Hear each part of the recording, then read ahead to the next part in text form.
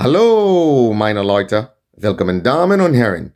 Ich hoffe, du hattest einen schönen Tag. Hello, my people. Welcome, ladies and gentlemen. I hope you had a good day. Los geht's. Let's get started. Wenn Sie sich nicht auf Bildung und stattdessen DI konzentrieren, sind die Folgen fatal. When you do not focus on education and instead you focus on DEI, guess what? The consequences are fatal. And on that note, we start tonight. More and more I analyze this past election, the more and more I realize that in 2024 elections, boy, oh boy, we got saved. We got saved from a Biden 2.0. We got saved from a Kamala. We got saved from a Barack Obama. And boy, oh boy. And now we're realizing some of the damage has already been done. And more I'm convinced how smart a President Trump is. Because as soon as he came in, he started talking about AI. He actually mobilized some of the best minds in AI in America to focus on AI. And guess what? Guess what happened? A few days after, China launches one of the biggest, most advanced open source AI model. So what does that tell you? That Trump was on to something. And guess what? It's quite obvious that these spendthrift, reckless, money-grubbing people of Silicon Valley was taking us for a ride, and especially took our government for a ride. Because for the amount of money and the billions and billions of dollars that the Biden administration pumped into these people's hands post-2020, and they couldn't achieve what China achieved with only a handful of the money that they had. It's estimated about $6 million. What does that tell you? That we are being shafted in the wazoo. And what does that tell you when they could have done that with so little bit of money? They could have achieved so much and got so much bang for their buck while we're just pumping money. And then now you guys are upset when Trump comes in and tries to implement Dodge, tries to implement and save money for America. Just maybe by doing that, we might get a little more productivity. Just maybe. They're not going to bleed the coffers of America anymore and still have us end up second class. Just maybe there might be a little more competition, and ultimately you can do more with less. So I want you to understand that reckless spending model used by the Biden administration that caused all of this, this is not unique to America. It is a mentality that creates that recklessness, that adventurism to nowhere. And that is happening all over the world with these so-called sister parties of the Democrat Party. This is a global plan. This is a plan of the globalists to use government to enrich themselves. And you have these mini globalists, even in the Caribbean, doing the exact same thing, using the same model to enrich themselves and fill their pockets and use government for their benefit.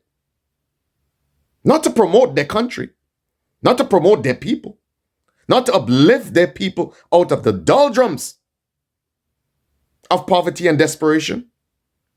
And that is exactly what the Biden administration and a Kamala administration would have done. Would have lied to the working man and the middle class and pretend to be their friend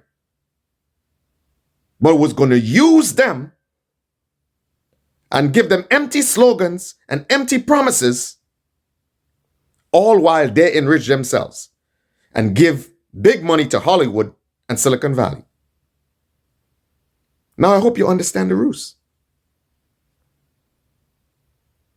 But again, thank goodness that the majority of American people saw through this madness. The majority of the American people saw through this scam. I just hope that the rest of the world will see through the scam and save their countries. So China has just let the world know that we're in the big leagues too. And guess what? We're miles ahead of you. So while the Biden administration was focusing on DEI, while they were focusing on going after their political opponents, while they were focusing on recklessly opening our borders, guess what? Guess what China was doing? While they were not focusing on education, while they were busy locking up our kids during COVID, okay? Guess what China was focusing on? Educating their young minds, disciplining their young minds. But instead, Biden and Kamala's administration, what were they doing? Corrupting the minds of the American youth, destabilizing the minds of the American youth, and unraveling them. Yeah, that was their focus. That is why we are not as competitive as we should be. And when a Trump comes in and says that, you guys say he's bad-mouthing America. No, he's not bad-mouthing America. He's telling you that you got to be on point, that you got to get yourself together, and you got to be competitive. That is why all the things you see he's doing right now, he's like, oh, he's doing too much. No. It is what has to be done for us to remain competitive, for us to project some sort of leadership in this world. Guess what? Those drastic actions that he's taking right now has to be taken. Do you guys realize what was done to our kids during COVID? Do you realize how much our kids have been set back? Do you realize? Social development, mental development, education. But you know who's responsible for that? Who's solely responsible for that? Who actively pitted the American people against each other? A Biden-Kamala Harris administration. They were so busy going after their opponents.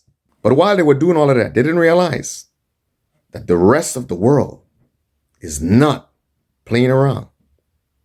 So all the America haters who promoted and applauded all these things that Biden and Kamala was doing, we understand. We know where you stand.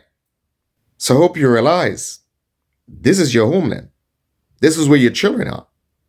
And if we are not vigilant, the rest of the world is coming for our food. Is coming for our food. You hear what I say? So you better buckle up and realize what's going on. And it's just a matter of time that every American and people the world over is going to see that a Trump presidency is the best thing that could have ever happened to this, our land. And this is just the tip of the iceberg. This is just a tip.